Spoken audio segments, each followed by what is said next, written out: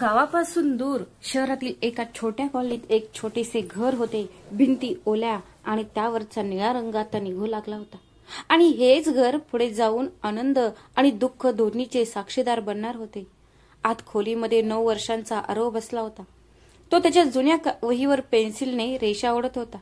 चेहरा निरागस होता, पण त्याच्या डोळ्यात एक खोल दुःख लपलेलं होतं. त्याची खरी आई नेहा, तिची आठवण त्याला अनेकदा त्रास देत असत. आरवच्या जन्मानंतर काही दिवसातच नेहाचे निधन झाले. त्याचे वडील अशोक यांनी त्याला एकटेच वाढवले. पण जसा वेळ गेला तसा एकटेपणा आणि जबाबदाऱ्या प्रचंड भारी होऊ लागल्या. नातेवाईकांच्या दबावाखाली त्याने दुसरे लग्न केले आणि या लग्नानंतर मीरा कुटुंबात आली.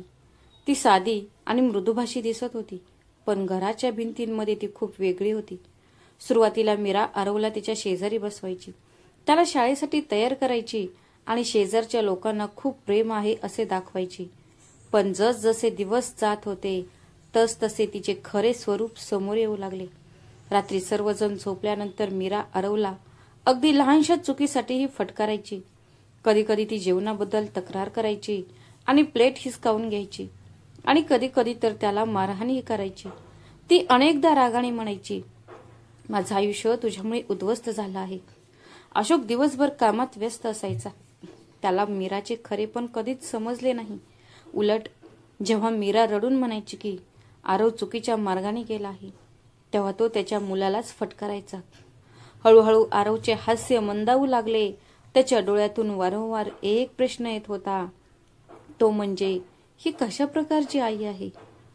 प्रत्येक आई इतकी कठोर असते का? जेव्हा तो रस्त्यावरच्या मुलांना आईच्या हातचा नाश्ता खाताना बघत असे, तेव्हा त्याचे हृदय दुःखत असे. पण तो कोणालाही काहीही सांगू शकत नव्हता, कारण त्याला भीती होती की जर त्याने सत्य सांगितले तर त्याचे वडीलही त्याचा तिरस्कार करतील. त्याचे बालपण या भीती आणि शांततेतच गेले.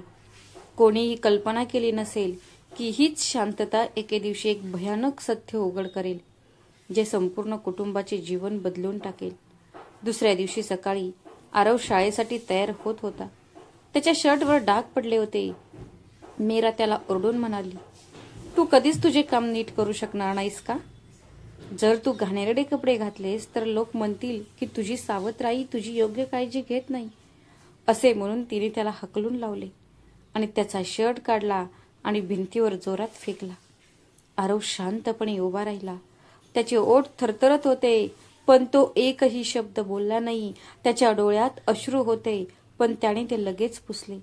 त्याला माहीत होते की जर तो रडला तर मीरा आणखी रागवेल. थोड्या वेळाने त्याचे वडील अशोक बाहेर आले. मग मीरा लगेच निर्दोष असल्याचे भासवत म्हणाली, बघ अशोक, तुझा मुलगा खूप बेफिकीर झाला आहे.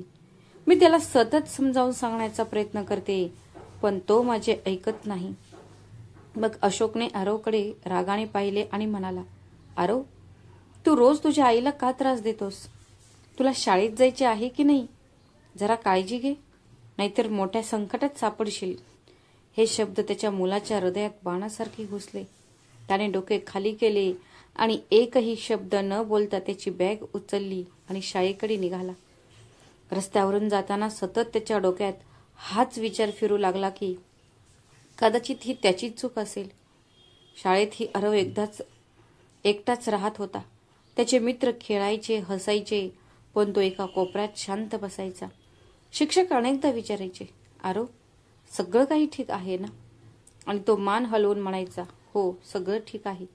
पण त्याच्या मी ठीक आहे या म्हणण्यामागे किती खोल शांतता होती हे कोणालाही कळले नाही. संध्याकाळी तो घरी परतला की तोच दिनक्रम पुन्हा सुरू व्हायचा. मीरा छोट्या छोट्या गोष्टींवरून त्याला टोमणे मारायची. जर आज तुझी आई असती तर कदाचित तिनेच तुझी काळजी घेतली असती, पण आता मलाच तुझी दासी व्हावे लागत आहे. हे ऐकून आरव खूप तुटून जायचा. तो त्याच्या आईच्या फोटोसमोर उभा राहून विचार करायचा, आई, तू का निघून गेलीस? जर तू इथे असती तर कदाचित माझं आयुष्य वेगळं असतं. रात्री तो त्याच्या पलंगावर पडून छताकडे पाहत असे. त्याच्या निष्पाप डोळ्यातून अश्रू चमकत असत, पण त्याचे ओठ शांत राहत असे. त्याच्या मनात ही भीती घर करून बसली होती की जर त्याने कोणाकडे तक्रार केली तर त्याचे वडीलही त्याच्यापासून दूर जातील. आरवला हे माहीत नव्हते की त्याच्या शांततेमुळे हळूहळू एक रहस्य जन्माला येत आहे, जे येणाऱ्या काळात त्यांच्या संपूर्ण कुटुंबाचा मार्ग बदलून टाकणार आहे. या रहस्यात त्याच्या सावत्राईबद्दल एक भयानक सत्य होते, जे सर्वांनाच स्तब्ध करेल. रविवारची सकाळ होती. अंगणात शेजारची मुले क्रिकेट खेळत होती. त्यांच्या हास्याचा आवाज संपूर्ण परिसरात घुमत होता. आरवही खिडकीतून डोकावत होता. तोही त्यात सामील होण्यास उत्सुक होता. पण मीरा कठोरपणे म्हणाली होती, आधी सर्व भांडी धुणे, नंतर कचरा बाहेर काढणे, कारण खेळणे हे तुझे काम नाही. त्यामुळे आरवने डोके खाली केले आणि शांतपणे काम करत राहिला. त्याचे डोके छोटे, हात जड बादले उचलू शकत नव्हते, पण भीतीमुळे तो काहीही बोलू शकत नव्हता. अचानक त्याची बोटे घसरली आणि एक काचेचा ग्लास खाली पडला आणि फुटला. मग मीरा रागाने भरली आणि मोठ्या आवाजात म्हणाली, तू हे जाणून बुजून करतोस का? तुला सगळं उद्ध्वस्त करायचं आहे का? असे म्हणत तिने त्याच्या गालावर जोरात थाप मारली. दाराशी उभे असलेले शेजारी शर्मा अंकल यांनी हे सगळं पाहिलं आणि पाहून त्यांना आश्चर्य वाटले, पण ते काहीही न बोलता निघून गेले. आरवच्या डोळ्यात अश्रू आले. त्याने तुटलेले काच उचलले आणि स्वतःशी विचार केला, बाबा आत्ता इथे असते तर बरे झाले असते. त्या संध्याकाळी अशोक घरी परतला तेव्हा मीराने तेच नाटक पुन्हा सादर केले. रडत ती म्हणाली, तुमच्या मुलाने आज पुन्हा माझे आयुष्य कठीण केले आहे. तो माझे काहीच ऐकत नाही. अशोकने आपल्या मुलाकडे कठोरपणे पाहिले आणि म्हणाला, आरव, मीरा आईचा आदर करायला शिक. जर तू तिला दुखावलेस तर मी ते सहन करणार नाही. मीरा आई, हे शब्द ऐकून आरवचे हृदय दुखावले. त्याला वाटले, आई अशी असते का, जी मला रोज दुखावते? पण तो गप्प राहिला. हळूहळू ही दिनचर्या सवय बनली. बाहेरच्या जगात मीराची प्रतिमा एक सुसंस्कृत, सहनशील आणि प्रेमळ स्त्रीची होती, पण आतून ती अधिक कठोर होत चालली होती.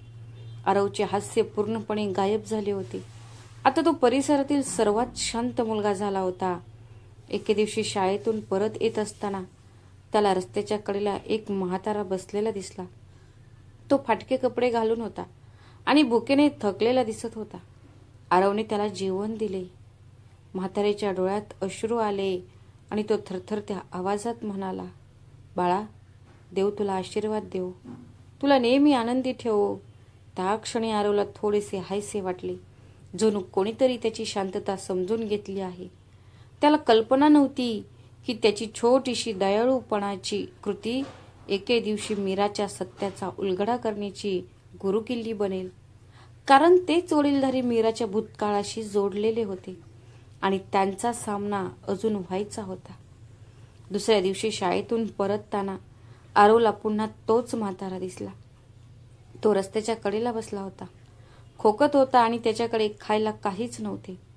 आरवने खिशातून 5 रुपये काढले आणि त्यांच्या हातात ठेवले. त्या वृद्ध माणसाने थरथरत्या हाताने ते पैसे घेतले आणि बराच वेळ त्याच्याकडे पाहत राहिले. त्याच्या डोळ्यात एक विचित्र चमक होती. तो हळुवारपणे म्हणाला, बाळा, तू खूप छान आहेस, पण मला तुझ्या चेहऱ्यावर एक उदासीन सावली दिसते, अशी सावली जी तुला आतून रोज खात आहे. मला सांग, घरी सगळं ठीक आहे ना? आरव सुरुवातीला गप्प राहिला, नंतर हळूच म्हणाला, सगळं ठीक आहे आजोबा, आणि लगेच पळून गेला. तो घरी पोहोचला तेव्हा मीरा आधीच रागवली होती. तिने विचारले, तुला यायला इतका वेळ का लागला? मी तुझ्या वडिलांना सांगेन की तू शाळेतून सुटल्यावर कुठेतरी बाहेर जात आहे. मला खरं सांग, का उशीर झाला? मग आरव थरथर कापत म्हणाला, मी वाटेत थोडा वेळ थांबलो होतो. मीराने त्याच्याकडे संशयाने पाहिले, पण दुसरे काही बोलली नाही. त्या रात्री अंथरुणावर पडून असताना आरवला त्या वृद्धाचे शब्द आठवले, तुझ्या चेहऱ्यावरची सावली. हे वाक्य त्याच्या कानात घुमू लागले. त्याला वाटू लागले की कदाचित असे काही सत्य आहे जे त्याला स्वतःला माहीत नव्हते. काही दिवसांनी शेजारच्या परिसरात एक छोटीशी घटना घडली. तोच म्हातारा अचानक मीरा समोर आला. मीरा हे दृश्य पाहून स्तब्ध झाली. तिचा चेहरा फिकट पडला.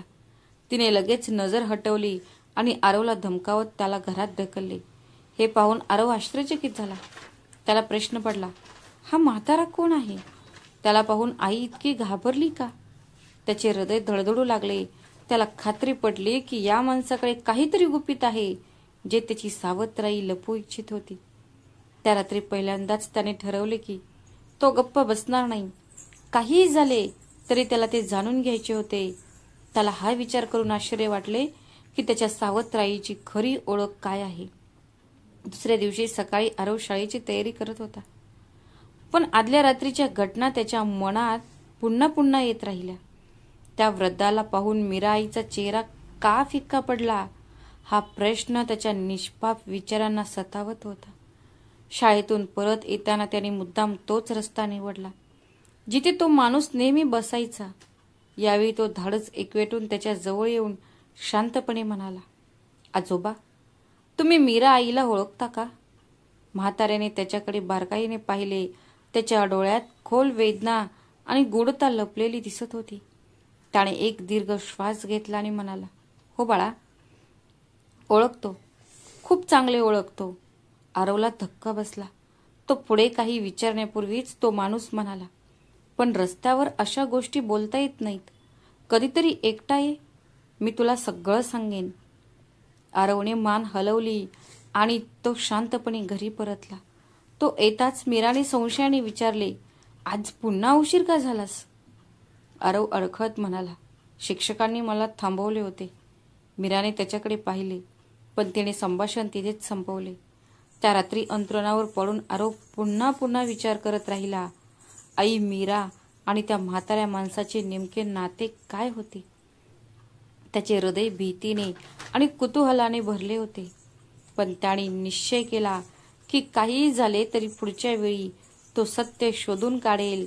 त्याला कल्पनाही नव्हती की हे सत्य इतके जड असेल की ते त्याचे लहान हृदय हादरवून ठेवेल आणि कदाचित तोच तो क्षण असेल जेव्हा त्याचे आयुष्य कायमचे बदलून जाईल. दुसऱ्या दिवशी शाळा लवकर सुटली.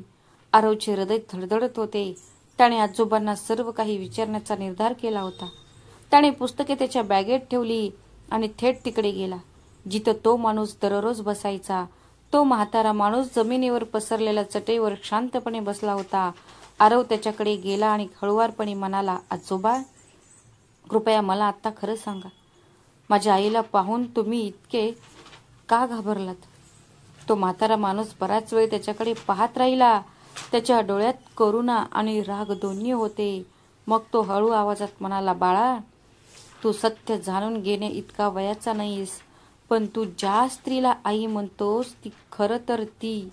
त्याचा आवाज मंदावला. त्याने आजूबाजूला पाहिले. जणू काही कोणी ऐकेल अशी भीती वाटत होती. आरवचा श्वास रोखला गेला. तो थरथर कापत म्हणाला, ती काय बाबा, कृपया मला सांगा. मग तो म्हातारा माणूस एक दीर्घ श्वास घेत म्हणाला, ती तुझी आई नाही. सुरुवातीला तुझ्या वडिलांची पत्नीही नव्हती. तिचा भूतकाळ खूप काळोखा आहे. तुझ्या वडिलांना कधीच सत्य सांगितले गेले नाही. आरव स्तब्ध झाला. पहिल्यांदाच त्याला कळले की त्याच्या सावत्र आईबद्दलचे सत्य कदाचित त्याच्या कल्पनेपेक्षाही भयानक असेल. तो म्हातारा माणूस पुढे झुकला आणि कुजबुजला, मीरा हे एका महिलेचे नाव आहे जिला मी वर्षानुवर्षे तुरुंगात जाताना पाहिले होते. तिने स्वतःच्या कुटुंबाला फसवले आणि पळून गेली. आणि बाळा, अशा फसवणुकी फक्त पैशासाठी नसते, तर त्यामागे एक खूप खोल पाप दडलेले असते. आरवचे डोळे विस्फारले. त्याचे निष्पाप हृदय भीती आणि प्रश्नांनी भरले होते. त्याला समजत नव्हते की कोणावर विश्वास ठेवावा, त्याचे वडील, त्याची सावत्र आई की या आजोबांचे शब्द. त्याला हे माहीत नव्हते की ही तर फक्त सुरुवात आहे, कारण खरे आणि भयानक सत्य अजून यायचे होते, जे केवळ त्याच्या कुटुंबालाच नाही तर त्याच्या संपूर्ण भविष्याला हादरवून टाकेल. आरव थरथरत्या आवाजात म्हणाला, आजोबा, तुम्ही म्हणालात की मीराई तुरुंगात गेली, पण का? तिने काय केले होते? त्या वृद्ध माणसाने त्याचे थकलेले डोळे मिटले आणि दीर्घ श्वास घेतला आणि म्हणाला, बाळा, ही गोष्ट खूप जुनी आहे. मी मीरा जिथे वाढली त्या परिसरात राहायचो. ती बाहेरून निष्पाप दिसत होती, पण आतून ती खूप हुशार होती. तिचे कुटुंब साधे लोक होते, पण ती नेहमीच काहीतरी मोठे करायची स्वप्ने पाहत होती. पैसे, छंद आणि सुखसोयींच्या लालसेने तिला आंधळे केले होते. आरव लक्षपूर्वक ऐकत होता. प्रत्येक शब्द त्याच्या कानावर हातोड्याच्या ठोक्यासारखा आदळत होता. तो म्हातारा पुढे म्हणाला, मीरा एका मुलासोबत रिलेशनशिपमध्ये होती. तो खूप गुंडगिरी करत होता. मीरा त्याच्यासोबत पळून गेली. त्यांनी मिळूनच स्वतःचे घर लुटले. त्यांनी त्यांच्या पालकांचे दागिने, पैसे, सर्व काही लुटले. दरम्यान तिच्या धाकट्या भावाने त्यांना थांबवण्याचा प्रयत्न केला. तिथे धक्काबुक्की झाली. त्यात मीराच्या साथीदाराने त्याला ढकलले आणि तो पायऱ्यांवरून खाली पडला आणि त्याचा मृत्यू झाला. आरवच्या डोळ्यात अश्रू आले. तो कुरकुरत म्हणाला, म्हणजे तिने तिच्या भावाचा मृत्यू पाहिला? म्हाताऱ्याने मान हलवली. हो बाळा, त्या दिवसापासून तिच्या कुटुंबाने तिचा चेहरा पाहिलेला नाही. पोलिसांनी तिला आणि मुलाला अटक केली. तिने वर्षानुवर्षे तुरुंगात घालवली. पण जेव्हा ती बाहेर पडली तेव्हा तिचे कुटुंबाने तिच्यासाठी दारही उघडले नाही. तेव्हापासून ती इकडे तिकडे भटकत होती. हे ऐकून आरवचे मन दुखावले. तो हळूच म्हणाला, मग ती माझ्या वडिलांच्या आयुष्यात कशी आली? त्या वृद्धाच्या डोळ्यात एक चमक आली. तो म्हणाला, हा सर्वात मोठा विश्वासघात आहे बाळा. तिने तुझ्या वडिलांना कधीच खरं सांगितलं नाही. तिला माहीत होतं की तुझे वडील एक साधे माणूस आहेत. त्यांना बायको हवी होती आणि मीरेला तिच्या डोक्यावर छप्पर आणि आदराचा मुखवटा हवा होता. तिने तिचा भूतकाळ लपवत त्याच्याशी लग्न केलं आणि तिने तुला तिच्या रागाचा आणि पश्चातापाचा बळी बनवलं. आरवचे छोटेसे हृदय तुटले होते. त्याचे श्वासोच्छ्वास जलद झाले. तो विचार करू लागला की घरी परतल्यावर तो मीराईला कसा सामोरे जाईल. पण तो वृद्ध तिथेच थांबला नाही. तो पुढे म्हणाला, बाळा, हे फक्त अर्धे सत्य आहे. खरे भयानक अजून येणे बाकी आहे. जर तुझ्या वडिलांना कळले तर मग कदाचित हे घर कायमचे तुटून पडेल. आरवचा श्वासोच्छ्वास आता वेगवान होत चालला होता. तो थरथरत्या आवाजात म्हणाला, आजोबा, जर हे सर्व अर्धसत्य असेल तर संपूर्ण सत्य काय आहे ज्यामुळे आमचे घर तुटू शकते? त्या वृद्धाने आजूबाजूला पाहिले. जणू काही त्याला भीती वाटत होती की कोणीतरी त्याला ऐकेल. मग हळू आवाजात म्हणाला, बाळा, तुरुंगातून बाहेर आल्यानंतर मीराने फक्त आधारासाठी तुझ्या वडिलांशी लग्न केले नाही. त्यामागे दुसरे कारण होते आणि ते कारण म्हणजे तू. आरव स्तब्ध झाला. त्याचे डोळे मोठे झाले. मी? पण का? मग त्या म्हाताऱ्याने एक दीर्घ श्वास घेतला आणि म्हणाला, तुरुंगात असताना मीराला कळले की तिचे शरीर आता आई होण्यास सक्षम राहिलेले नाही. डॉक्टरांनी स्पष्टपणे सांगितले होते की ती कधीही मूल जन्माला घालू शकणार नाही. ही गोष्ट तिला काट्यासारखी टोचत होती. तिला माहीत होते की समाजात स्त्रीची ओळख बहुतेकदा आईची असते. मग तिची नजर तुझ्या वडिलांवर पडली, ज्यांची पत्नी वारली होती आणि ज्यांचे एक लहान मूल होते.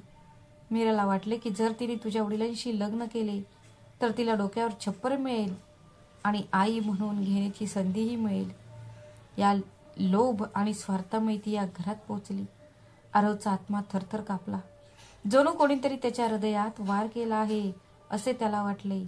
तो कुरकुरला, म्हणून तिने मला कधीच तिचा मुलगा म्हणून स्वीकारले नाही. तिने मला फक्त तिच्या कमतरता लपवण्याचे साधन म्हणून पाहिले. म्हातारीने मान हलवली. हो बाळा, हेच खरे आहे आणि हे सर्वात भयानक सत्य आहे जे तुझ्या वडिलांना अजूनही माहीत नाही. त्यांना वाटते की त्यांनी त्यांच्यासाठी एक पत्नी आणि मुलासाठी एक आई शोधली आहे. पण प्रत्यक्षात त्यांनी घरात अशा स्त्रीला स्थान दिले आहे जिच्या मनात प्रेम नाही, फक्त स्वार्थ आणि पश्चातापाचे विष आहे. आरव तिथेच दगडासारखा उभा राहिला. त्याच्या डोळ्यातून अश्रू वाहत होते. त्याने मनात निश्चय केला की तो आता गप्प राहणार नाही. कितीही वेदनादायक असले तरी एके दिवशी त्याला त्याच्या वडिलांना हे सत्य सांगावेच लागेल.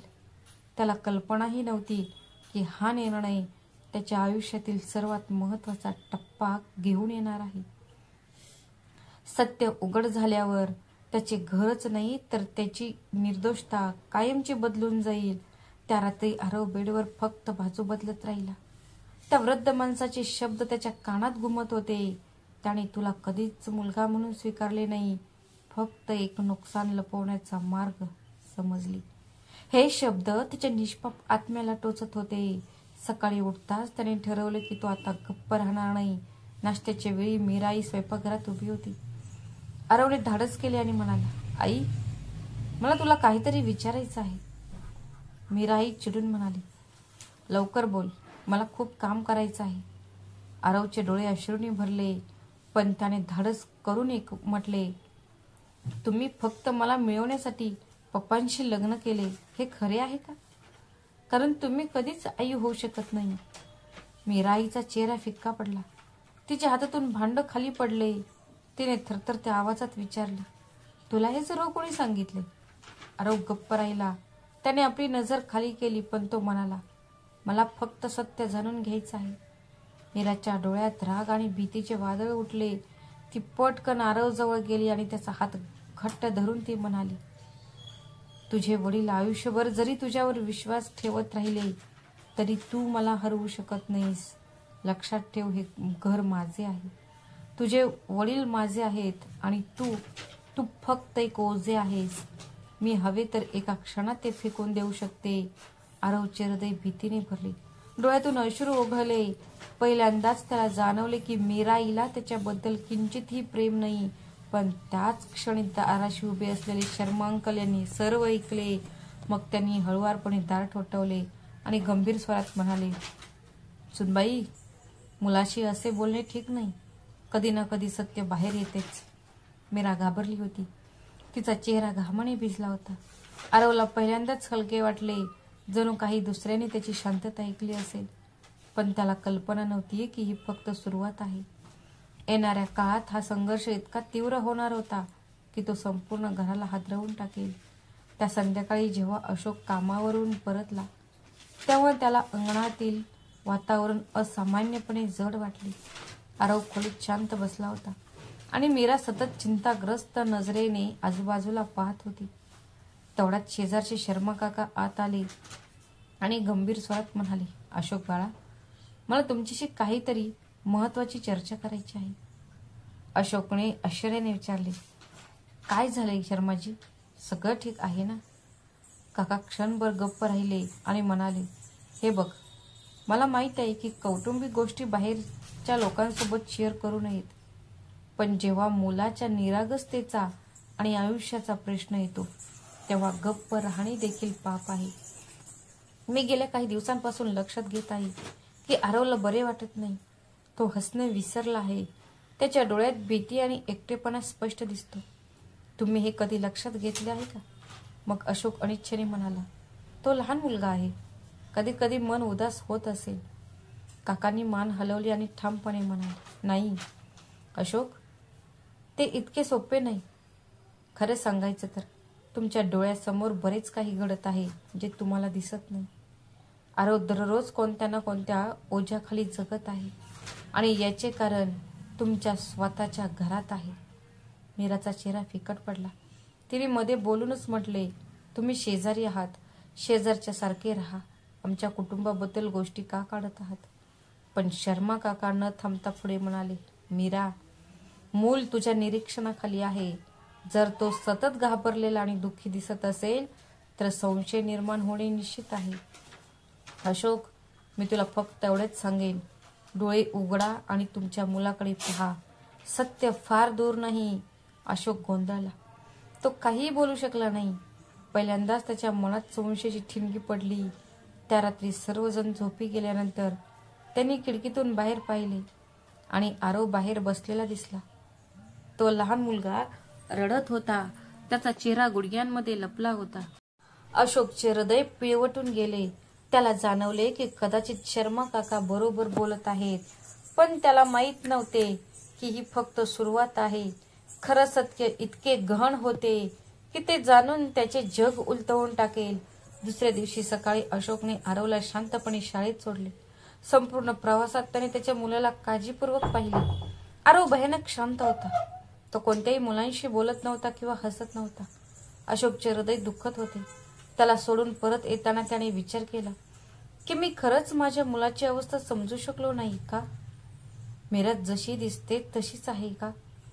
तो घरी परतला आणि मीराकडे लक्ष देऊ लागला. मीरा घरी संस्कारी आणि दयाळूपणाचे कपडे घालून सर्वांसमोर गोड बोलायची, पण एकटी असताना तिचा चेहरा बदलायचा. ती छोट्या छोट्या गोष्टींवरून चिडायची आणि अनेकदा आरववर तिचा राग काढायची. अशोकने हे आता प्रत्यक्ष त्याच्या डोळ्यांनी पाहिले होते.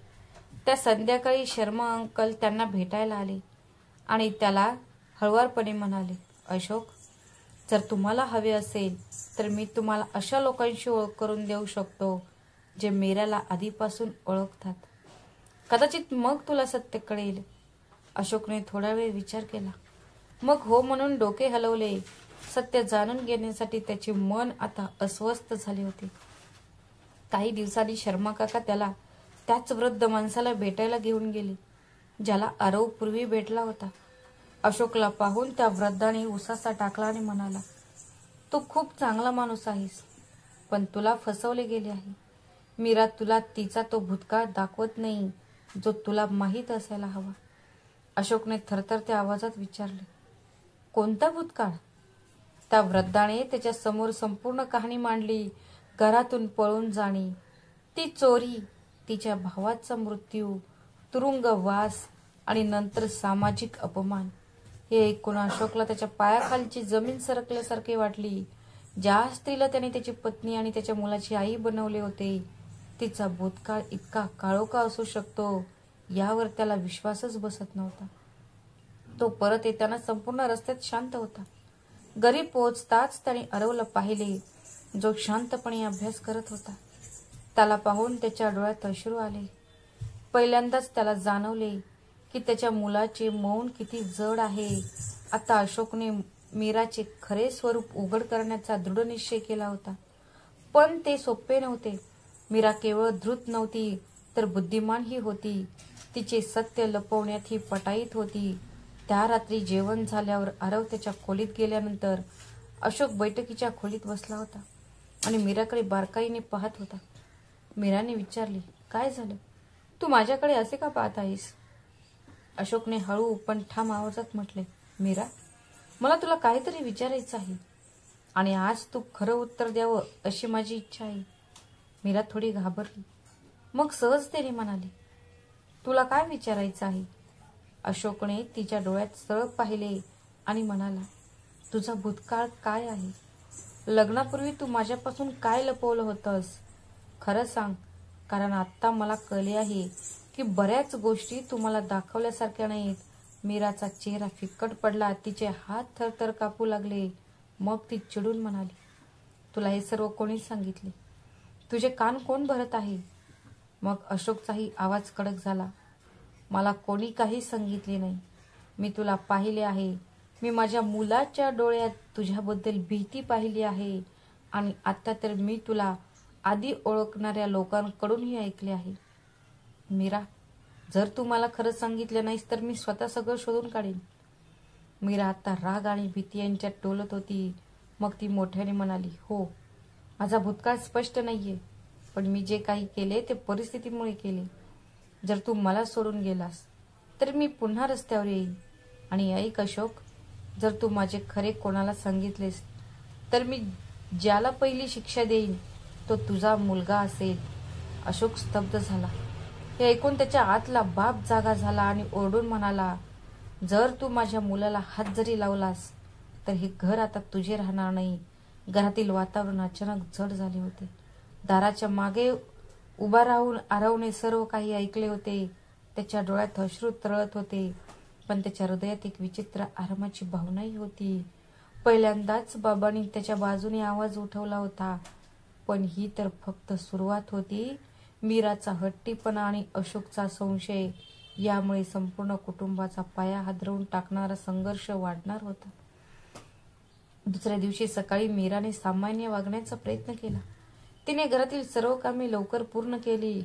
तिने नाश्ता बनवला आणि हसत हसत अशोकला म्हणाली, काल रात्री मी रागात काही गोष्टी बोलले, पण खरं तर लोक माझी निंदा करत राहिले. पण सत्य ते नाही जे त्यांनी बनवले आहे. अशोक शांतपणे ऐकत राहिला. मीराला उससा टाकत म्हणाली, मी माझं तारुण्य वाया घालवलं. मी काही वाईट निर्णय घेतले. प्रत्येक जण चुका करतो, पण याचा अर्थ असा नाही की मला आयुष्यभर टोमणे आणि संशय घेऊनच जगावे लागेल. मी तुला आणि आरवला माझे कुटुंब मानले. जर मी इतकी वाईट असते तर मी या घरासाठी दररोज इतके कष्ट केले असते का? अशोक गोंधळला. त्याचे हृदय त्याला सांगत होते की त्याने जे ऐकले ते खरे आहे, पण त्याच्या समोर बसलेली ती स्त्री, तिचे डोळे अश्रूंनी भरलेले होते. ती स्वतःला निर्दोष सिद्ध करण्याचा प्रयत्न करत होती. तिचा मुद्दा आणखी मजबूत करण्यासाठी मीरा खोट्या कथा रचू लागली. ती म्हणाली, लोकांनी माझ्यावर आरोप केले होते की मी माझ्या घरात दरोडा टाकला आणि माझ्या भावाचा मृत्यू घडवून आणला, अशी माझ्याबद्दल अफवा पसरवण्यात आली. पण सत्य हे आहे की माझा भाऊ स्वतः दारू पिऊन पडला होता. सर्वांनी माझी निंदा करून या प्रकरणापासून आपले हात धुवून घेतले. मी तुरुंगातही गेले, पण तो सर्व गैरसमज होता. न्यायालयातही हे सिद्ध झाले की मी निर्दोष आहे. जर मी खरोखरच दोषी असते तर आज मी तुझ्यासोबत का असते का? अशोकने त्याच्या हाताने त्याचे डोके घट्ट धरले. कोणावर विश्वास ठेवावा हे त्याला कळत नव्हते. एका बाजूला शेजाऱ्यांची आणि वडीलधाऱ्यांची साक्ष होती आणि दुसरीकडे मीराचे अश्रू ढाळणारे शब्द होते. तिथेच दाराजवळ आरव उभा राहून ऐकत होता. हे सर्व त्याच्या निष्पाप मनाला आणखी गोंधळात टाकत होते. त्याला प्रश्न पडला, जर आई खोटे बोलत असेल तर का? आणि जर ती खरोखरच निर्दोष असेल तर ती मला नेहमीच असे का त्रास देते? मीराने अशोकचा हात हळुवारपणे धरला आणि म्हणाली, अशोक, जर तू माझ्यावर विश्वास ठेवला नाहीस तर हे घर कधीच टिकणार नाही. जरा विचार कर. दुसऱ्या लग्नानंतरही तू आनंदी राहू शकला नाहीस असे लोक म्हणतील. त्यांनी असे म्हणावे असे तुला वाटते का? अशोक खोल विचारात पडला. घरातील नाती अस्पष्ट होत चालली होती आणि सत्याचे थर आणखी गुंतागुंतीचे होत होते. मीराचे अश्रू ढाळणारे शब्द ऐकून अशोक पूर्णपणे गोंधळला. पण आरवचे मन अधिक प्रश्नांनी भरले होते. तो कितीही वेदनेमध्ये असला तरी सत्य स्वतः शोधण्याचा दृढ निश्चय करत होता. एके दिवशी शाळेतून परतताना तो थेट त्याच्या वृद्धाजवळ गेला आणि हळुवारपणे म्हणाला, आजोबा, मीराई म्हणते की हे सर्व खोटे आहे. तिच्यावर खोटा आरोप लावण्यात आला आहे. सत्य काय आहे? मला सर्व काही जाणून घ्यायचं आहे. वृद्धाने त्याच्याकडे बारकाईने पाहिले आणि म्हणाला, बाळा, सत्यापासून पळून जाण्यापेक्षा त्याचा सामना करणे चांगले. जर तुम्हाला खरंच सत्य हवे असेल तर तिच्या भूतकाळाची कागदपत्रे पहा. पोलीस स्टेशन आणि कोर्टाचे रेकॉर्ड कधीही खोटे बोलत नाही. आरवचे डोळे चमकले. त्याला वाटले की जर तो त्याच्या वडिलांना ती कागदपत्रे दाखवू शकला तर कदाचित तेही त्यावर विश्वास ठेवतील. पुढच्या दिवशी शाळा सुटल्यानंतर तो स्थानिक पोलीस स्टेशनमध्ये चोरून गेला. तिथे उभ्या असलेल्या गार्डने त्याला थांबवले. अरे बाळा, तू इथे काय करतोयस? आरव घाबरला, पण थरथरत्या आवाजात म्हणाला, मला मीरा नावाच्या महिलेचे जुने रेकॉर्ड पाहायचे आहेत. त्याचं बोलणं ऐकून हवालदार थोडा हसला आणि म्हणाला, बाळा, तू खूप मोठ्या गोष्टी बोलत आहेस. जाऊन खेळ. आरव निराश होऊन निघून गेला. पण नशिबाची योजना वेगळीच होती. तेवढ्यात एका म्हाताऱ्या हवालदाराला, जो त्याला ओळखत होता, त्याने त्याला पाहिले आणि आरवला ओळखले. तो कुजबुजला, तू मीराबद्दल विचारत होतास ना बाळा? इथे सगळं रेकॉर्ड आहे. मी स्वतःच्या डोळ्यांनी पाहिलं की ती केस फाईल वर्षोनवर्ष चालली. चोरी, पळून जाणे आणि भावाचा मृत्यू सगळं लिहून ठेवलेलं आहे. आरवचा श्वास थांबला. त्याने थरथरत्या आवाजात विचारलं, तुम्ही मला ते दाखवू शकता का? मग कॉन्स्टेबल हळूच म्हणाला, आता नाही बाळा, पण मी ते तुला योग्य वेळी देईन. आरवचे हृदय धडधडत होते. पहिल्यांदाच त्याला वाटले की तो सत्याच्या खूप जवळ आहे. पण तो घरी परतताच मीराचे संशयास्पद डोळे त्याच्यावर गेले. ती थंड आवाजात म्हणाली, तू आजकाल खूप उशिरा घरी येत आहे.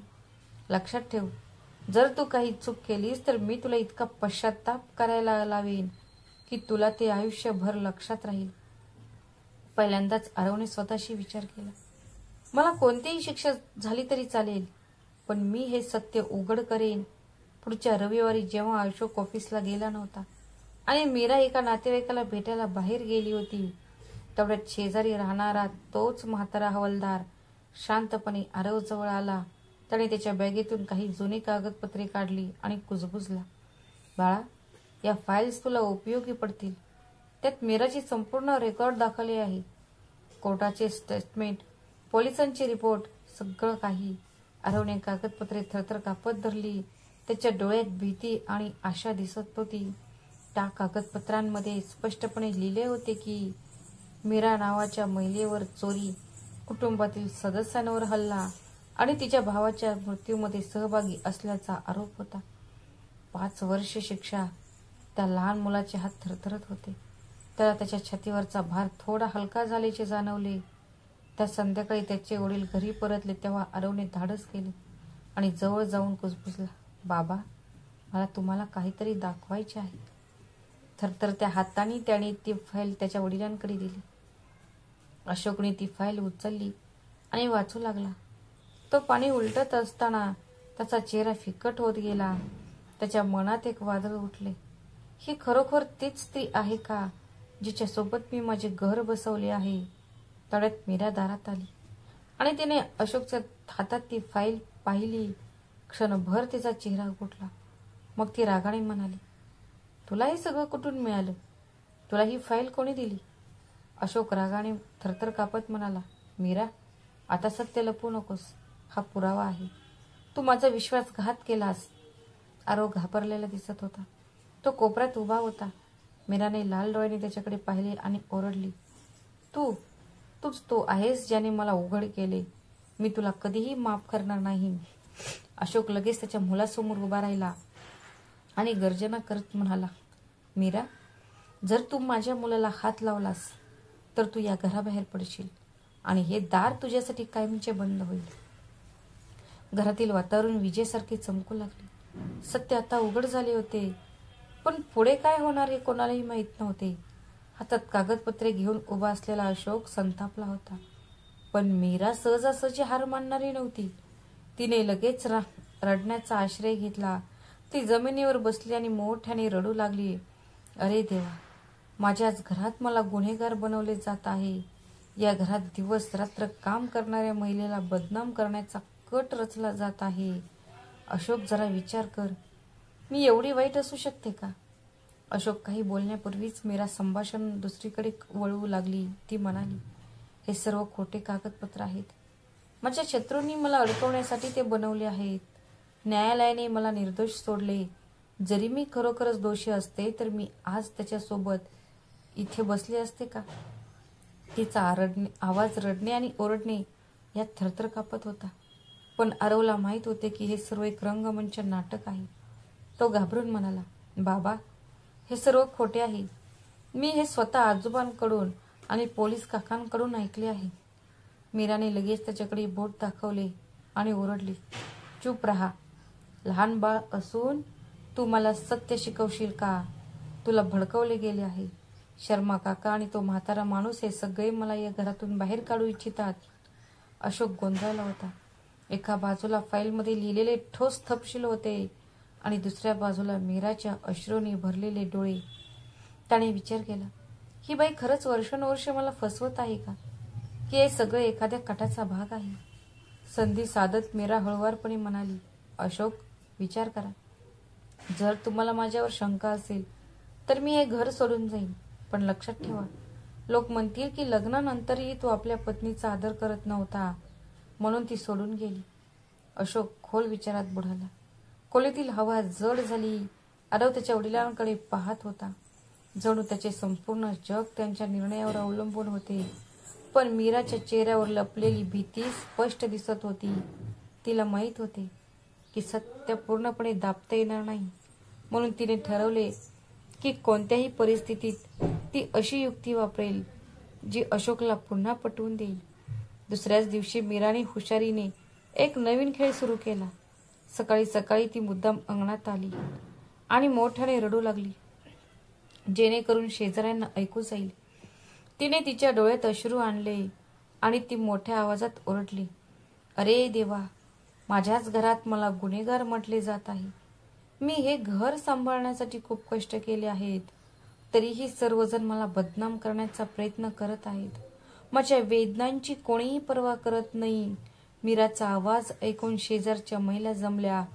एक म्हणाली, अरे मीरा, काय झालं? दुसरी म्हणाली, ताई, इतक्या साध्या बाईवर आरोप केले जात आहेत. आजकाल लोक बाईच्या कष्टाची कदर करत नाहीत. मग मीरा अश्रू ढाळत खोटे फिरवू लागली. ती म्हणाली, मला असं वाटतंय की काही लोक माझी प्रतिष्ठा कलंकित करण्याचा प्रयत्न करत आहेत. या सर्व फायली आणि कागदपत्रे बनावट आहेत. मी या घरासाठी आणि आरवसाठी सर्वस्वाचा त्याग केला आहे. पण त्या बदल्यात मला काय मिळाले? संशय आणि टोमणे. शेजारच्या महिलांनी सहानुभूती व्यक्त केली. काही जण तर म्हणाले, अशोक भाऊंना लाज वाटली पाहिजे की हुशारबाई मिळूनही तिच्यावर संशय घेतात. आरव खिडकीतून हे सर्व ऐकत होता. त्याचे लहानसे हृदय रागाने जळत होते. त्याला आश्चर्य वाटले की सगळे तिच्या खोट्या गोष्टींवर कसे विश्वास करत आहेत आणि माझ्या सत्यतेवर कोणीही विश्वास ठेवत नाही. संध्याकाळी जेव्हा अशोक घरी परतला तेव्हा मीराने तेच नाटक पुन्हा सांगितले. ती म्हणाली, तुम्हाला माहित आहे, शेजारच्या स्त्रियाही म्हणत होत्या की मी या घराला सर्वस्व दिले आहे. लोकांनाही माहित आहे की मी कशी आहे. जर तुम्हीच माझ्यावर शंका घेतली तर मी जगासमोर कसे जगू शकेन? अशोक पुन्हा एकदा द्विधा मनस्थितीत सापडला. त्याला वाटले की मीरा जे म्हणत आहे त्यात काही तथ्य असेल, पण त्याच्या मनात खोलवर एक शंका अजूनही कायम होती. दुसरीकडे आरवने आधीच ठरवले होते की जर तो पुरावा असूनही सत्य समोर आले नाही तर ते सत्य कायम मीराच्या अश्रूंमध्ये दडलेले राहील. आरवने खिडकीतून बाहेर पाहिले आणि त्याला मीरासोबत बसलेल्या आणि तिच्या पाठीवर थाप मारणाऱ्या शेजारच्या काही महिला दिसल्या. सर्वांनी तिच्या खोट्या बोलण्यावर विश्वास ठेवला आणि तिला निर्दोष घोषित केले होते. त्याचे निष्पाप हृदय हेलावले. त्याला वाटले, जर सर्वजण तिच्या बोलण्यावर विश्वास ठेवतील तर माझ्या खऱ्यावर कोण विश्वास ठेवेल? पप्पाही गोंधळलेले आहेत. मला काहीतरी करावे लागेल. त्या रात्री अंथरुणावर पडून त्याने स्वतःला वचन दिले, मी आता घाबरणार नाही. कोणी मला साथ देवो अथवा न देवो, मी बाबांना पुरावे देऊन हे सिद्ध करेन की मीराई जशी दिसते तशी ती नाहीये. दुसऱ्या दिवशी शाळेतून परतताना तो पुन्हा त्या म्हाताऱ्याकडे गेला. तो हळुवारपणे म्हणाला, आजोबा, मीराई जे म्हणत असते सगळे तेच खरे मानत आहेत. बाबाही गोंधळले आहेत. मला आणखी पुरावे हवे आहेत. मला असा पुरावा हवा आहे ज्याला कोणीही नाकारू शकत नाही. मग ती वृद्ध त्याच्याकडे सहानुभूतीने पाहत म्हणाला, बाळा, सत्य नेहमीच कागदपत्रांमध्ये आणि साक्षीदारांमध्ये लपलेले असते. मीरेचा खटला ज्या न्यायालयात चालला होता त्या न्यायालयात जुने रेकॉर्ड अजूनही सापडू शकतात. पण तिथे जाणे तुझ्यासाठी सोपे नाही. तू लहान आहेस. तुला कोणीही गांभीर्याने घेणार नाही. पण हो, जर कोणी मोठा माणूस तुझ्यासोबत गेला तर सगळं व्यवस्थित होऊ शकतं. मग आरव लगेच म्हणाला, मग मी शर्मा काकांकडे मदत मागे. माझ्यावर विश्वास ठेवणारे एकमेव ते आहेत. त्याच्या डोळ्यात आता भीतीच्या जागेवर दृढता होती. पहिल्यांदाच त्याला वाटलं की तो एकटा असूनही खंबीर आहे. घरी परतल्यावर त्याने मीराईला पुन्हा त्याच्या वडिलांसमोर अश्रू ढाळताना पाहिले. ती म्हणत होती, अशोक, जर तुम्हाला माझ्यावर विश्वास नसेल तर मी हे घर सोडून जाईन. आरव दाराजवळ उभा राहिला आणि त्याने त्याच्या वडिलांकडे पाहिले. त्याच्या मनात फक्त एकच विचार आला, मी आता जास्त वेळ घालवू शकत नाही. सत्य सर्वांना सांगितल्यानंतरच मी विश्रांती घेईन. दुसऱ्या दिवशी सकाळी आरव शाळेत जाण्याच्या बहाण्याने घराबाहेर पडला. पण तो थेट शर्मा काकाच्या घरी गेला. दार उघडताच तो म्हणाला, काका, मला तुमची मदत हवी आहे. ते आजोबा असे म्हणतात की मीराई बद्दलची खरी माहिती न्यायालयाच्या नोंदींमध्ये नोंदवलेली आहे. जर आपल्याला त्या नोंदी मिळाल्या तर पप्पांना समोर सर्व काही स्पष्ट होईल. शर्मा काकांनी आश्चर्याने आरवकडे पाहिले. ते काही क्षण गप्प राहिले. नंतर गंभीर आवाजात म्हणाले, बाळा, तू खूप लहान आहेस, पण तुझे धाडस अद्भुत आहे. जर तू एवढे धाडस दाखवतच आहे, मी तुला नक्कीच मदत करेन. त्या दिवशी ते दोघेही शहरातील न्यायालयात पोहोचले. जुन्या नोंदीसाठी समर्पित एक विभाग होता ज्यामध्ये जाड फायलिंगचा ढीग होता.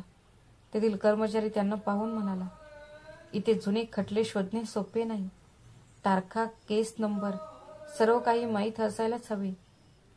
आरवचा चेहरा पडला. त्याला वाटले की सगळं व्यर्थ जाईल. पण शर्मा काकांनी खिशातून कागदाची एक चिठ्ठी काढली आणि म्हणाले, हा तो केस नंबर आहे जो त्यावेळी बातम्यांमध्ये छापला होता. मी तो जपून ठेवला होता. तो पाहताच कर्मचारी फाईल्सच्या ढिगाऱ्यातून शोधू लागला. सुमारे अर्ध्या तासानंतर त्याने त्याच्यासमोर एक जुनी धुळीने माखलेली फाईल ठेवली. आरवचे हृदय धडधडले. फाईलमध्ये स्पष्ट लिहिले होते, आरोपी मीरा. वडिलांचे नाव आणि पूर्ण पत्ता तोच होता जो आरवला आधीच माहीत होता. आरोप कौटुंबिक मालमत्तेची चोरी, घरातील सदस्यावर हल्ला आणि लहान भावाचा मृत्यूसाठी केलेला निष्काळजीपणा. निकाल 5 वर्षांची शिक्षा. आरवच्या डोळ्यातून अश्रू ओघळले. ती ज्या सत्याचा शोध घेत होता ते हेच होते. शर्मा काका त्यांच्या खांद्यावर हात ठेवून म्हणाले, आता तुझ्याकडे ठोस पुरावे आहेत. आता जरी तुझे वडील ते नाकारत असले तरी सत्य दाबणे अशक्य होईल. घरी परतल्यावर आरव भीती आणि आशेने भरून गेला.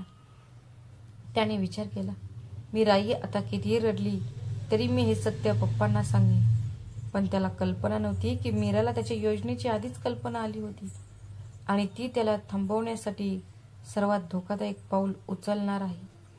त्या संध्याकाळी जेव्हा आरव आणि शर्मा काका घरी परतले तेव्हा मीराने त्यांच्याकडे संशयाने पाहिले.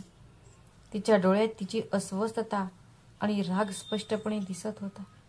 तिला माहीत होते की आरव काहीतरी गंभीर करण्याच्या विचारात आहे.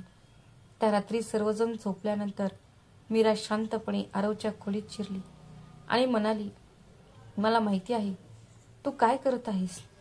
तुला वाटतंय की तुझ्या वडिलांना खरं सांगशील, पण लक्षात ठेव, जर तू तोंड उघडलंस तर मी तुला सर्वात जास्त नुकसान करेन. आरव थरथर कापत होता, पण त्याने धाडस करून म्हटले, मी आता गप्प बसणार नाही. माझ्याकडे पुरावे आहेत. मीराचा चेहरा राक्षसी झाला. ती खाली वाकून म्हणाली, तू अजून लहान आहेस. तुला सत्य आणि खोटेपणाचा खेळ कसा खेळायचा हे अजून माहीत नाही. उद्या सकाळी मी स्वतः तुझ्या वडिलांना सांगेन की तू चोरी करतोस आणि खोटे बोलतोस आणि मला बदनाम करण्याचा प्रयत्न करत आहे. मग बघ, तुझे वडील तुझ्यावरच संशय घेतील आणि तुझे सर्व कागदपत्रे फाडून फेकून देतील. आरवचे हृदय पिळवटून गेले. त्याला वाटले की जर मीरा आईने त्याच्या वडिलांच्या कानात सांगितले तर ते कदाचित त्याचे कधीच ऐकणार नाही. दुसऱ्या दिवशी सकाळी मीराने तेच केले. नाश्त्याच्या टेबलवर ती ओरडली, अशोक, मी आता हे सहन करू शकत नाही. आरव माझी बदनामी करण्यासाठी शेजारी आणि अनोळखी लोकांशी भेटत आहे. काल मी त्याला काही कागदपत्रे चोरताना पाहिले. मला भीती वाटत आहे की कदाचित तो वाईट संगतीत तर पडला नाही. अशोकला धक्का बसला. त्याने आरवकडे पाहिले आणि गंभीर स्वरात विचारले, हे सर्व खरे आहे का. आरवचे डोळे अश्रूंनी भरले. तो थरथरत्या आवाजात म्हणाला, नाही बाबा, मला फक्त सत्य बाहेर काढायचे होते. बघा, माझ्याकडे पुरावे आहेत. त्याने फाईल बाहेर काढण्याचा प्रयत्न केला, पण तेवढ्यात मीराने त्याच्यावर झडप घातली आणि ते कागद हिसकावून घेतला आणि चुलीत टाकण्याचा प्रयत्न केला. आरव ओरडला, बाबा, मला मदत करा. अशोक लगेच पुढे झाला आणि त्याच्या हातातून कागद हिसकावून घेतला. तिचे डोळे आता रागाने पेटले होते. पहिल्यांदाच तो त्याच्या सर्व शक्तीनिशी बोलला, मीरा, पुरे झाले आता. जर तू निर्दोष आहेस तर या कागदपत्रांना का घाबरतेस. मीरा स्तब्ध झाली. तिची सर्व द्रुतता एका क्षणात निष्फळ झाली.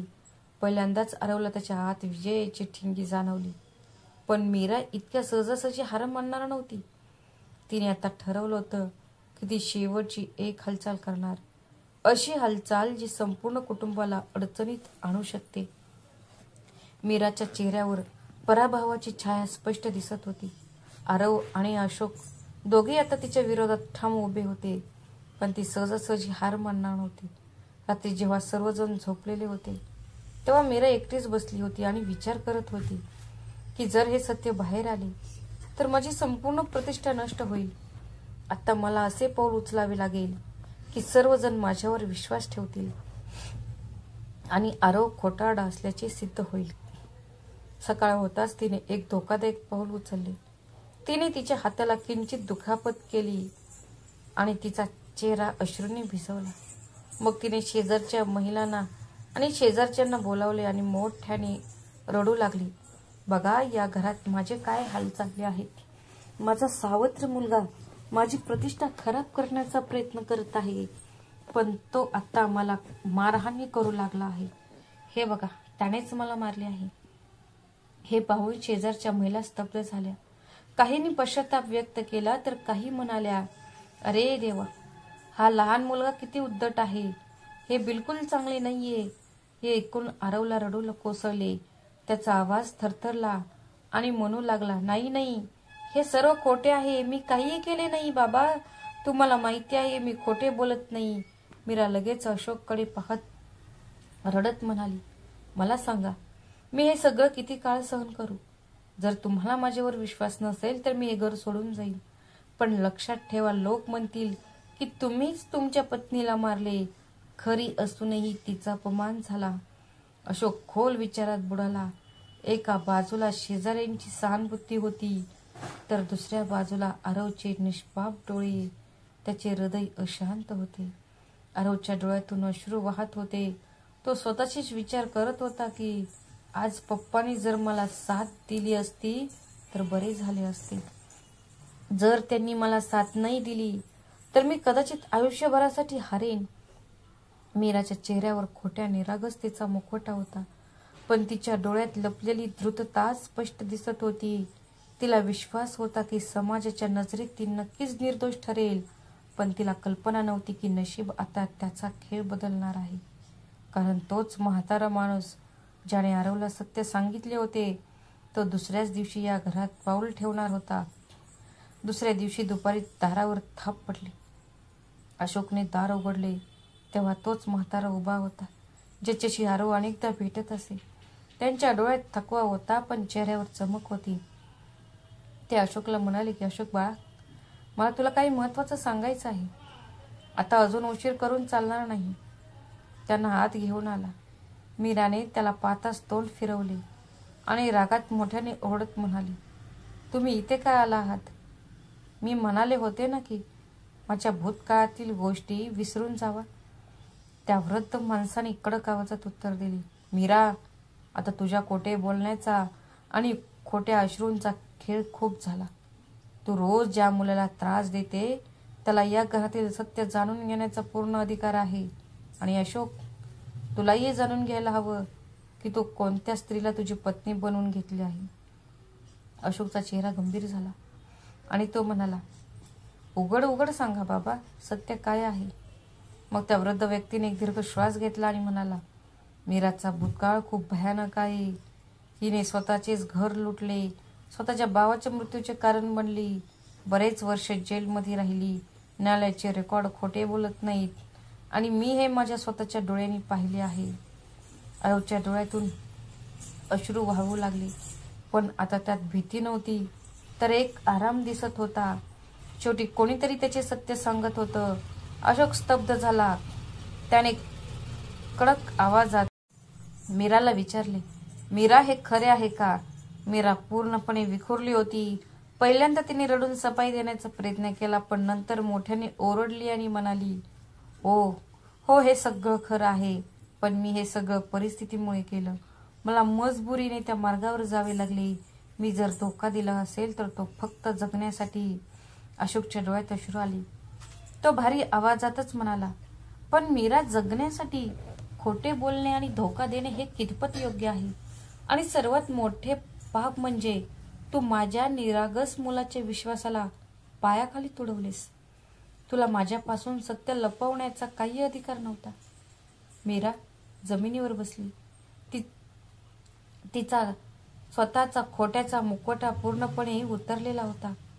शेजारचे लोक हे सर्व पाहत होते आणि आता समाजाच्या नजरेतही तिची खोटी इज्जत पूर्ण गेली होती. आरवने पहिल्यांदाच सुटकेचा निश्वास सोडला. त्याला वाटले त्याच्या मनावर असणारे वर्षानुवर्षाचे ओझे उतरले आहे. पण ही तर एक सुरुवात होती. सत्य बाहेर आल्यानंतर सर्वात कठीण निर्णय अशोकला घ्यायचा होता. तो मीराला या घरात ठेवेल का तिच्यासाठी या घराचे दरवाजे कायमचे बंद करेल? घरात सगळीकडे जड शांतता पसरली होती. त्या वृद्ध माणसाचे बोलणे ऐकून अशोक स्तब्ध झाला होता. तो पूर्णपणे गोंधळला होता आणि तुटलाही होता. एका बाजूला वर्षानुवर्ष मिसळलेला सहवास आणि समाजाचा आदर होता आणि दुसरीकडे त्याच्या मुलाची निरागसता आणि सत्यता होती. मीरा जमिनीवर बसली होती. तिचा चेहरा अश्रूंनी ओला झाला होता. तिच्या डोळ्यात भीती स्पष्ट दिसत होती.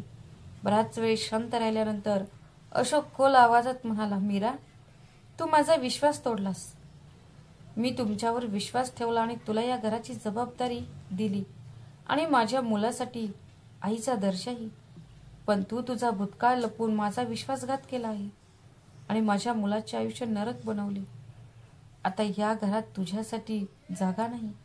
मीरा रडत हात जोडून म्हणाली, अशोक प्लीज, मला बाहेर काढू नको. मी चुका केल्या आहेत, पण मला बदलायचे आहे. मला एक संधी दे. अशोकचे डोळे अश्रूंनी भरले होते, पण तो ठामपणे म्हणाला, माणसे चुका करतात, पण जेव्हा त्या लपवल्या जातात आणि इतरांचे आयुष्य उद्ध्वस्त होते तेव्हा त्या चुका गुन्हा बनतात. आणि तू तर दोन्हीही केलंस. तुला पाहून अरवला फक्त वेदना आठवतात आणि आता अजून माझ्या मुलाच्या डोळ्यात अश्रू पाहणे मला सहन होत नाही. अरव दाराशी उभा राहून ऐकत होता. त्याच्या मनात त्याच्या वडिलांबद्दलचा अभिमान दाटून आला. पहिल्यांदाच त्याला वाटले की त्याचे वडील खरोखर त्याची काळजी घेतात. मीराला रडू कोसळले, पण यावेळी कोणीही तिला मदतीचा हात दिला नाही. पूर्वी तिच्या अश्रूंनी हैराण झालेल्या शेजाऱ्यांना आता तिचे खरे स्वरूप कळले होते आणि ते स्वतःशीच कुरकुर करू लागले. इतके खोल सत्य लपवून कशी जगू शकली ही बाई? अशोकने त्या वृद्ध माणसाकडे आणि शर्मा काकांकडे पाहिले आणि म्हणाला, जर तुम्ही दोघांनी आज सत्य उघड केले नसते तर मी कदाचित कायम अंधारात राहिलो असतो. तुमचा दयाळूपणा मी कधीही विसरणार नाही. त्या रात्री अशोकने त्याच्या मुलाला मिठी मारली आणि हळुवारपणे म्हणाला, बाळा, आता तू कधीच एकटं राहणार नाहीस. मी तुझ्या बालपणापासून तुझे जे काही हिरावून घेतले होते ते मी परत करण्याचे वचन देतो. रवने डोळे मिटले.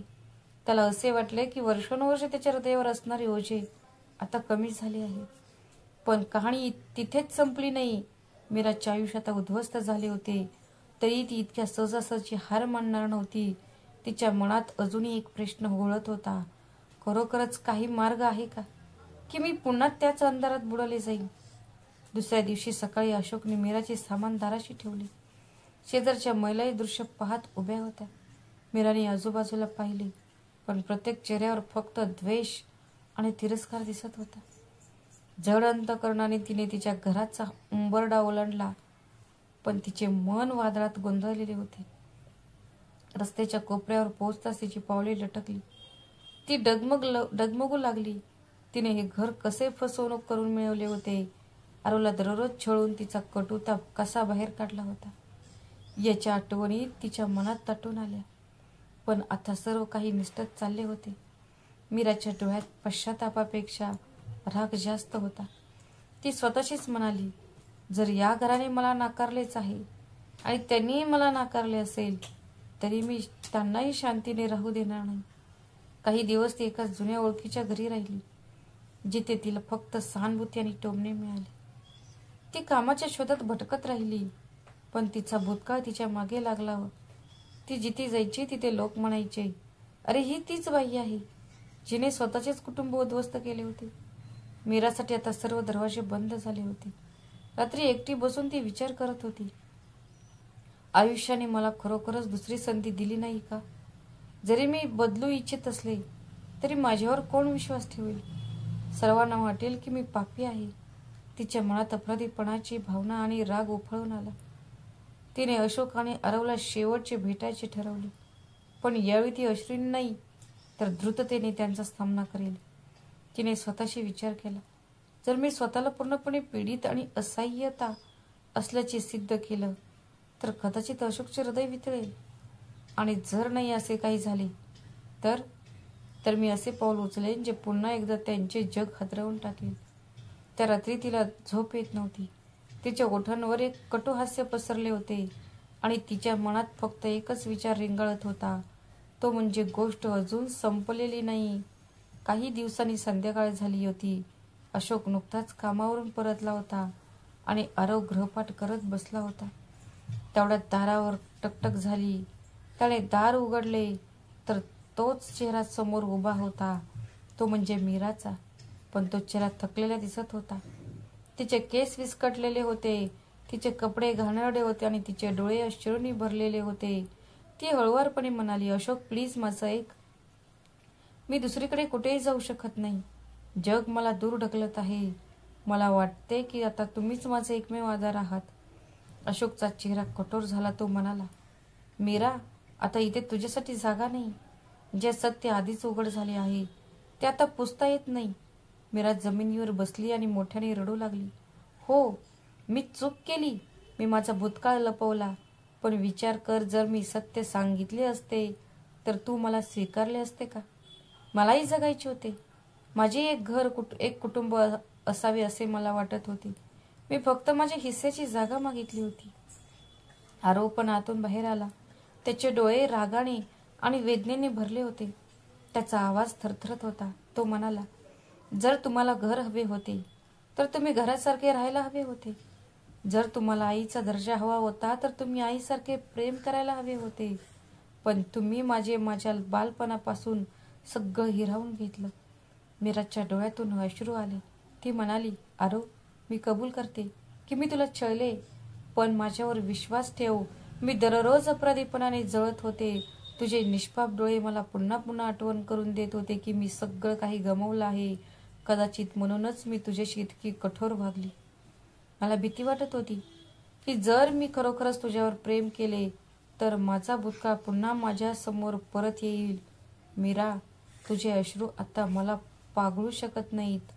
अशोक कठोरपणे म्हणाला, सत्य बदलण्यासाठी खूप उशीर झाला आहे. जा आणि तुझं नवीन आयुष्य घडव. पण लक्षात ठेव, या घराचा उंबरडा आता तुझ्यासाठी कायमचा बंद झाला आहे. मीराने त्यांचं बोलणं ऐकलं आणि हळूच उभी राहिली.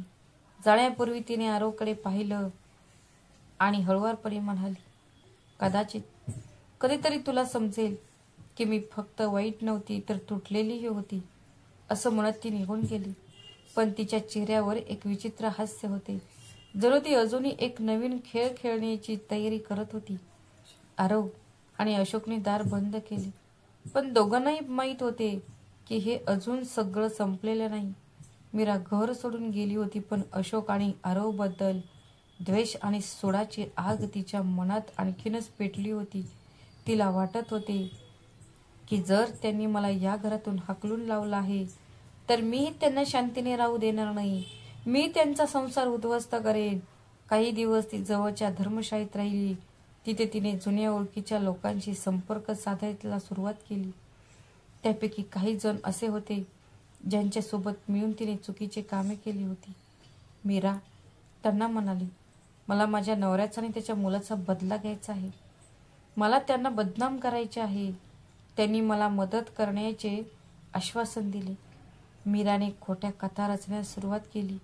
ती परिसरात अफवा पसरू लागली. ती म्हणाली, अशोकने मला बेघर केले. मी एक सावत्राई असल्याने मला त्रास दिला जात होता. खऱ्या स्त्रीची जागा कधीही भरता येणार नाही. शेजारचे काही लोक पुन्हा तिच्या बोलण्यात येऊ लागले आणि म्हणू लागले, बिचारी बाई, कदाचित तिच्यावर खरोखरच अन्याय झाला असेल. दरम्यान अशोकला कामाच्या ठिकाणीही टोमणे मारायला सुरुवात झाली. त्याचे सहकारी म्हणू लागले, मी ऐकले आहे की तुमची पत्नी परिसरात तुमच्याबद्दल अफवा पसरवत आहे. काय चाललंय? अशोकचे डोकं लज्जेने लटकलं. हे सगळं ऐकून आरवचं मन तर कापलं. तो त्याच्या वडिलांना म्हणाला, बाबा, आता अजून सहन करायची वेळ नाहीये. आपल्याला मीराईच्या खोट्या गोष्टींना तोंड द्यावं लागेल. जर आपण गप्प राहिलो तर लोक आपल्याला नेहमीच चुकीचे समजतील. अशोकने आपल्या मुलाच्या डोळ्यात पाहिले. त्यांच्या डोळ्यात तोच दृढनिश्चय होता जो गेल्या काही वर्षात त्याच्या डोळ्यातून नाहीसा झाला होता. तो हळूच म्हणाला, तू बरोबर बोलत आहेस बाळा. आता आपल्याला या खोट्याचे उत्तर सत्याने द्यावे लागेल. दरम्यान मीराने पुढचे पाऊल उचलले. तिने एका वकिलांशी संपर्क साधला आणि अशोक विरुद्ध खटला दाखल करण्याची तयारी केली. माझ्या नवऱ्याने आणि सावत्र मुलाने मिळून मला घराबाहेर काढले आणि माझा छळ केला. ही बातमी अशोक आणि आरो दोघेही स्तब्ध झाले. सत्याचा मार्ग अधिकाधिक कठीण होत चालला होता. काही आठवड्यानंतर अशोकच्या घरी न्यायालयीन समन्स आले. ते पेपर वाचताच त्याचे हात थरथर कापू लागले. त्यावर स्पष्ट लिहिले होते, मीरा विरुद्ध अशोक आणि आरव. मानसिक आणि शारीरिक छळाचा खटला. आरवचे डोळे विस्फारले. तो घाबरून म्हणाला, बाबा काय चाललंय? आता लोक खरोखरच आपल्याला गुन्हेगार म्हणतील. मी ते स्वीकारेन बाळा.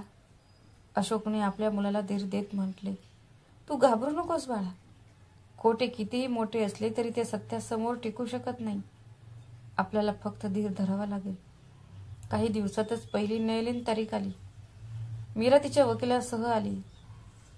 चेहऱ्यावर निर्दोषतेचे ढोंग आणि डोळ्यात अश्रू घेऊन ती न्यायाधीशांना म्हणाली, महाराज, मी या घराला माझे सर्वस्व दिले, पण या दोघांनी मला फक्त टोमणे मारले, मारहाण केली आणि अपमानही केला आणि शेवटी मला बाहेर काढण्यात आले. आज मी बेघर निराधार आहे. न्यायाधीशांनी गंभीर स्वरात विचारले, तुमच्या आरोपांचा काही पुरावा आहे का? मीराने लगेच तिच्या हातावरच्या जुन्या जखमेकडे बोट दाखवले आणि म्हणाली, बघा, या मुलाने मला मारले आणि अशोकजी तर नेहमीच माझ्याकडे दुर्लक्ष करायचे.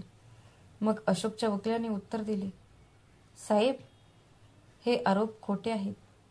आमच्याकडे साक्षीदार आणि कागदपत्रे दोन्ही आहेत, जी मीराचा भूतकाळ आणि तिची खरी ओळख सिद्ध करतील. आरवचे हृदय थरथरले.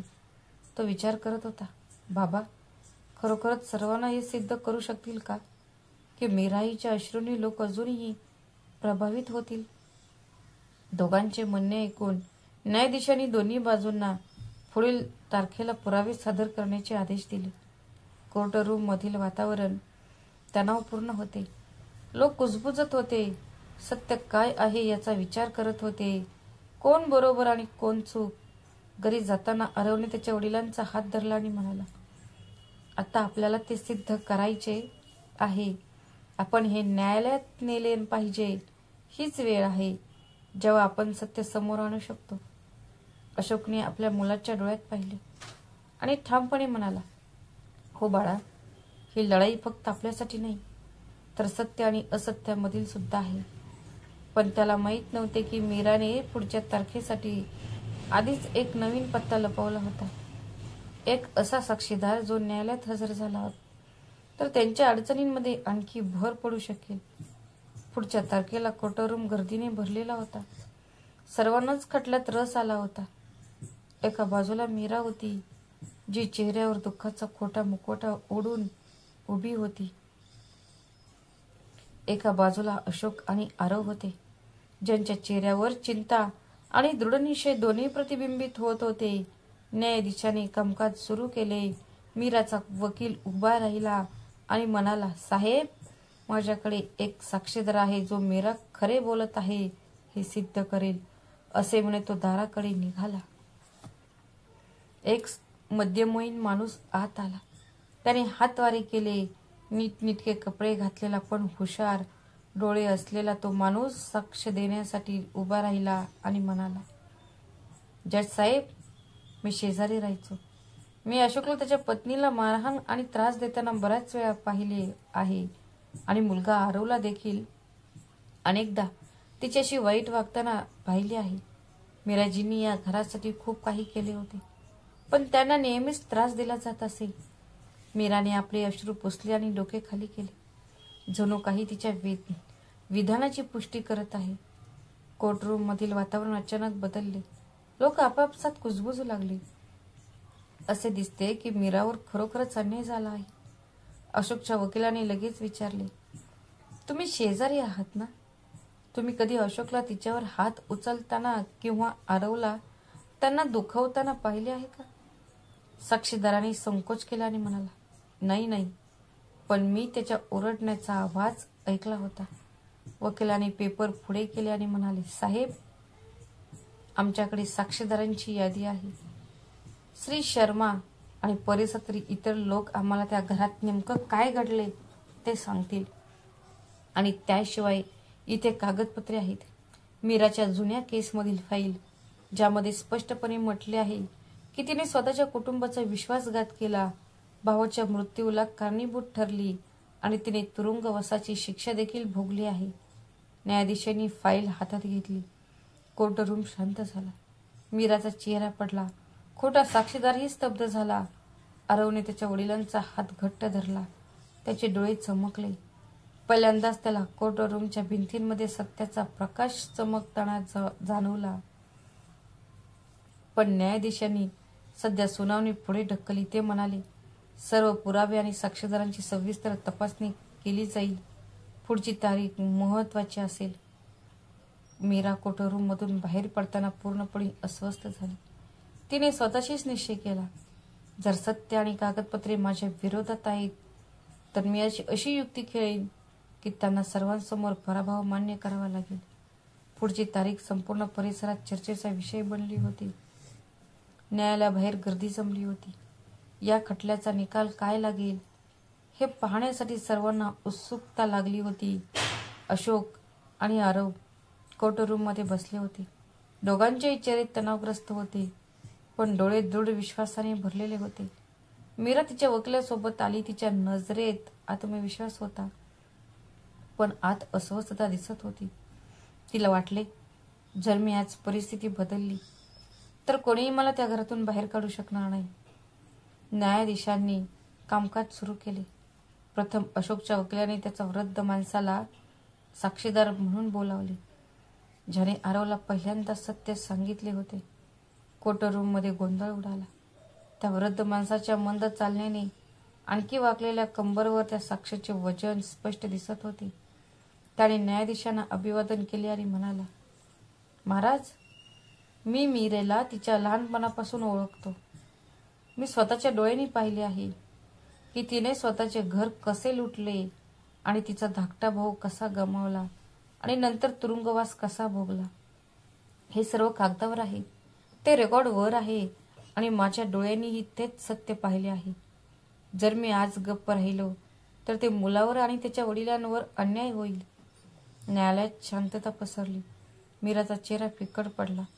त्यानंतर वकिलाने शर्मा काकांना दुसरा साक्षीदार म्हणून बोलावले.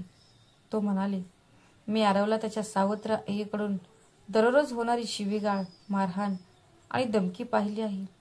मुलाने हे सर्व शांतपणे सहन केले, पण त्याच्या चेहऱ्यावरील दुःख हा त्याचा अंतिम पुरावा होता. मीरा मध्येच बोलून ओढत म्हणाली, जज साहेब, हे सर्व माझ्या विरुद्ध कट आहे. ते सर्व मला बदनाम करण्याचा कट रचत आहेत. न्यायाधीश कठोरपणे म्हणाले, गप्पा बसा, तुमची वेळ येईल. मग वकिलाने फाईल कोर्टात सादर केली. पोलीस रेकॉर्ड, मागील न्यायालयीन निकाल आणि साक्षीदारांच्या कागदपत्रांवरून मीराचे सत्य स्पष्टपणे उघड झाले. न्यायाधीशांनी फाईल उलटली, त्यांच्या भुवया उंचावल्या आणि गंभीर स्वरात म्हणाले, मीरा, सत्यासमोर तुझे सर्व अश्रू आणि आरोप निरर्थक ठरले आहेत. न्यायालय पुढच्या फेरीत निकाल देईल. हे ऐकून मीराचे शरीर थरथर कापत होते. तिला तिच्या सर्व योजनांचा चुरा झाल्यासारखे वाटले. तिथे बसलेले लोक एकमेकांना म्हणत होते, आता सत्य बाहेर आले आहे. आरव आणि अशोक निर्दोष आहेत. आरवने सुटकेचा निश्वास सोडला. पहिल्यांदाच त्याला वाटले की त्याचा आवाज आणि अश्रू व्यर्थ गेले नाही, पण निकाल अजून यायचा होता.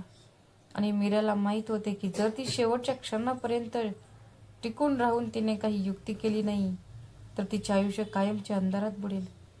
कोर्टरूम मधील वातावरण तणावपूर्ण होते. न्यायाधीशांनी फाईल बंद केली आणि खोल आवाजात म्हणाले, न्यायालयाने दोन्ही बाजूंच्या साक्षी पुरावे आणि कागदपत्रे काळजीपूर्वक तपासली आहेत. मीराच्या भूतकाळातून गुन्ह्यांचा पुरावा मिळाला आहे. तिने आपला गुन्हा लपवून अशोकशी लग्न केले आणि तिचा सावत्र मुलगा आरवशी मानसिक आणि शारीरिक छळ केला. हे वर्तन केवळ अनैतिकच नाही तर एका निष्पाप मुलाचे जीवन नरक बनवण्यासारखे आहे. मीरा थरथर कापत उभी राहिली. सगळं संपलं होतं. डोळ्यात अश्रू आले. ती ओरडली, नाही, मी निर्दोष आहे. सर्वांनी मला फसवण्याचा कट रचला. मी फक्त जगण्याचा प्रयत्न करत होते. न्यायाधीश कठोरपणे म्हणाले, तुमच्या प्रयत्नाने एका निष्पाप जीवाचे बालपण चिरडले. न्यायालय हे मान्य करते तुमचे आरोप खोटे आहेत आणि अशोक आणि आरव निर्दोष आहेत. न्यायालयाचा आदेश आहे की त्या घरात किंवा त्यांच्या जीवनात तुमचा कोणताही अधिकार नाही. तुम्हाला पुन्हा सामाजिक समुपदेशन केंद्रात पाठवले जाईल, जेणेकरून तुम्ही तुमचे जीवन पुन्हा सुरू करू शकाल. परंतु तुमच्या या कुटुंबाशी कोणतेही संबंध राहणार नाहीत. कोर्टरूममध्ये शांतता पसरली.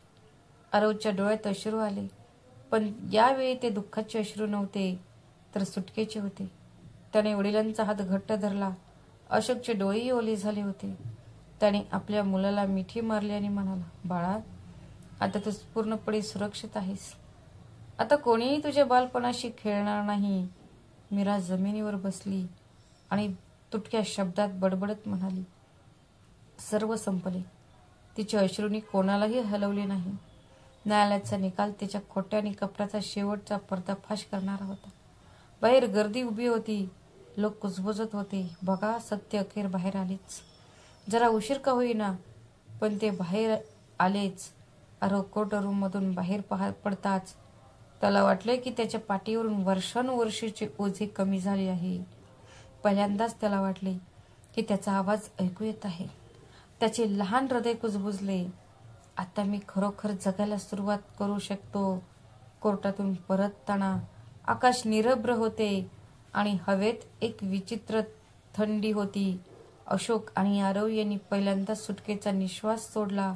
वर्षानुवर्ष ज्या ओझ्याखाली आणि भीतीखाली जगत होते ते आता कमी झाले होते. घरी परतताना अशोकने आपल्या मुलाला त्याच्या शेजारी बसवले आणि हळुवारपणे म्हणाला, आरव, आपले आयुष्य पुन्हा सुरू होईल. मी तुला पुन्हा कधी एकटे वाटू देणार नाही. आरवने त्याच्या वडिलांना मिठी मारली. हळूहळू परिस्थिती बदलू लागली. अशोक आरवच्या शिक्षणावर, त्याच्या संगोपनावर पूर्ण लक्ष देऊ लागला. सत्य इतक्या उशिरा कळले याचा त्याला पश्चाताप होत होता. संध्याकाळी दोघे एकत्र बसायचे. ते बसून गप्पा मारायचे, गोष्टी सांगायच्या आणि हसायचे. पूर्वी शांत आणि लाजळू असलेला आरव आता मोकळेपणाने हसत होता, जणू त्याचे बालपण परत आले आहे. या घरात कोणीही मीराचे नाव घेत नव्हते. ती कुठेतरी हरवली होती. तिच्या भूतकाळाच्या आणि अपराधीपणाच्या अंधारात हरवली होती. पण तिच्या जाण्याने निर्माण झालेली पोकळी वडील मुलाच्या नात्यातील बळकटीने भरून काढली होती. अशोक अनेकदा आरवला म्हणायचा, बाळा, माणसाची सर्वात मोठी ताकद सत्य असते. सत्य कितीही उशिरा बाहेर आले तरी ते नेहमीच जिंकते आणि तू ते सिद्ध केलंस. आरव हसून उत्तर द्यायचा, बाबा, जर तुम्ही माझ्यासोबत नसता तर मी हार मानली असती. तुम्ही मला धीर दिला. कालांतराने आरवच्या डोळ्यातील भीती पूर्णपणे नाहीशी झाली. तो एक आत्मविश्वासू आणि आनंदी मुलगा झाला होता. हा त्याच्या आयुष्यातील सर्वात मोठा विजय होता. त्याने त्याच्या वडिलांनाही सत्याच्या मार्गावर आणले होते. घराच्या भिंती आता रडण्याने नव्हे तर हास्याने प्रतिध्वनित होत होत्या. हे तेच घर होते जिथे एकेकाळी विश्वासघात आणि अश्रूंच्या सावल्या पसरत होत्या.